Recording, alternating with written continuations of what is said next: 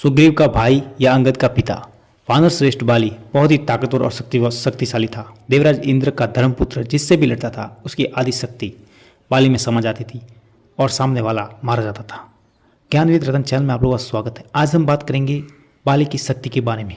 रामायण के अनुसार बाली को उसके धर्मपिता इंद्र से एक हार प्राप्त हुआ जिसके कारण वो धरती पर अजय था।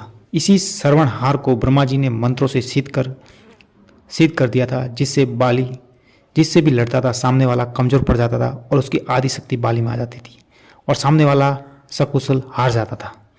बाली ने कई योद्धा को हराया और बाली ने दुदुम्बी नामक राक्षस को भी हराया और उसके दुदुम्बी के भाई मायावी का गुफा में जाकर वध कर दिया। थोड़े समय बाद रावण को जब पता चला बाली की शक्तियों के बारे में और बाली से युद्ध करने के लिए रावण आ गया, लेकिन बाली ने रावण को अपनी काख में 6 महीने तक दबा कर रखा और अंत में रावण ने हार मान ली और बाली से मित्रता कर ली। एक बार की बात है जब हनुमान जी और बाली का सामना हुआ। बाली को इस बात का घमंड था कि उसको तीनों लोकों में कोई नहीं हरा सकता।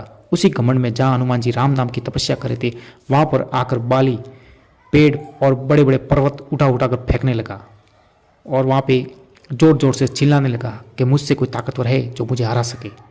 ऐसे चिल्लाने लगा और हनुमान जी की तपस्या में विघ्न पड़ने लगा। हनुमान जी ने बाली से कहा, वानरराज बाली, आपसे यहाँ कोई ताकतवर नहीं है, आप चिल्ला क्यों रहे? और बाली भड़क गया और हनुमान जी को चुनौती दे दी कि तू जिसकी भक्ति कर रहा है मैं उसको भी हरा सकता हूँ। भगवान राम का मजाक होते देख हनुमान जी को सहन नहीं हुआ और चुनौती हनुमान जी ने स्वीकार कर ली। तय ये हुआ कि अगले दिन सूर्योदय से दोनों में दंगल या लड़ाई प्रारंभ होगी। अगले दिन हनुमान जी दंगल के लिए जा रहे थे, तभी ब्रह्मा जी ने आकर हनुमान जी को समझाने लगे कि बाली की चुनौती को स्वीकार ना करें। पर हनुमान जी ने कहा कि उसने मेरे प्रभु श्री राम का मजाक उड़ाया है, मैं उसे आज पाठ पढ़ा कर रहूँगा। इस पर ब्रह्मा जी ने कहा कि अपनी शक्ति का 90% भाग अपने प्रभु के शरणों में रख कर जाइए। इस पर हनुमान जी मान गए और केवल 10% शक्ति अपने साथ लेकर गए, दंगल में आ गई। जैसे ही बाली से युद्ध शुरू हुआ, हनुमान जी की आदि शक्ति बाली में समा और बाली को ऐसा लगने लगा जैसे कि बहुत बड़ा शक्तियों का सागर या पहाड़ उसके शरीर में आ गया और बाली को ऐसा लगने लगा जैसे उसके शरीर की नसें अभी फटने वाली है। तभी अचानक ब्रह्मा जी वहाँ पर प्रकट हो गए और बाली को कहा, अगर तुम खुद को जीवित या जिंदा रखना चाहते हो तो हनुमान जी से कई कोसों दूर भाग जाओ।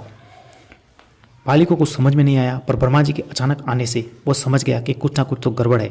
बहुत दूर जाकर बाली ठहरा। बहुत दूर जाने पर बाली को लगा कि शरीर में थोड़ा ढीलापन और हल्कापन और थोड़ा महसूस अच्छा होने लगा और तभी ब्रह्मा जी बाली के पास आए और बोले, तुम खुद को सबसे बड़े शक्तिशाली और ताकतवर समझते हो, पर हनुमान जी का बहुत छोटा सा शक्ति का भाग यानी कि 10% भाग ही हनुमान जी अपने साथ में लेकर आए थे और बाकी अपनी शक्ति का पूरा भाग अपने प्रभु श्री राम के चरणों में चढ़ाकर आए थे।